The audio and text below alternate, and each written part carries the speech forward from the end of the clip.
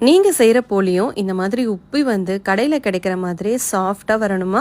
இதுக்கு ஒரு சில டிப்ஸ் மட்டும் ஃபாலோ பண்ணீங்கன்னா போதும், வீட்லயே ஈஸியா சாஃப்டா போலி செய்யலாம். இதுக்கு ஃபர்ஸ்ட் மாவு ரெடி பண்ணிக்கலாம். ஒரு பவுல்ல 2 கப் மைதா, 1/4 ஸ்பூன் உப்பு, 1 ஸ்பூன் எண்ணெய், 1/4 ஸ்பூன் மஞ்சள் தூள் சேர்த்து ஃபர்ஸ்ட் நல்லா மிக்ஸ் பண்ணிக்கோங்க. கொஞ்சம் கொஞ்சமா தண்ணி சேர்த்து நல்லா சாஃப்டான டோவா பிசைஞ்சுக்கோங்க. இப்போ இதுல 2 ஸ்பூன் எண்ணெய் சேர்த்துட்டு மாவை நல்லா மிக்ஸ் பண்ணி விடுங்க. எண்ணெய் எல்லா இடத்துலயும் படுற மாதிரி தடவி விட்டுட்டு இதை ஒரு 6 மணி நேரத்துக்கு நல்லா ஊற விடுங்க. அப்பதான் போலி தட்டுறதுக்கு ரொம்ப ஈஸியா இருக்கும். அடுத்ததா பூரணம் ரெடி பண்ணிக்கலாம். குக்கர்ல 1 மணி நேரம் ஊற வச்ச கடலை பருப்பு முழுகிற அளவுக்கு தண்ணி விட்டு 3 விசிலுக்கு குக் பண்ணி எடுத்துக்கோங்க. பருப்பு இந்த மாதிரி சாஃப்டா இருக்கணும். ஆறுன பருப்பை மிக்ஸி ஜார்ல சேர்த்து வழுவழுன்னு அரைச்சு எடுத்து வச்சுக்கோங்க.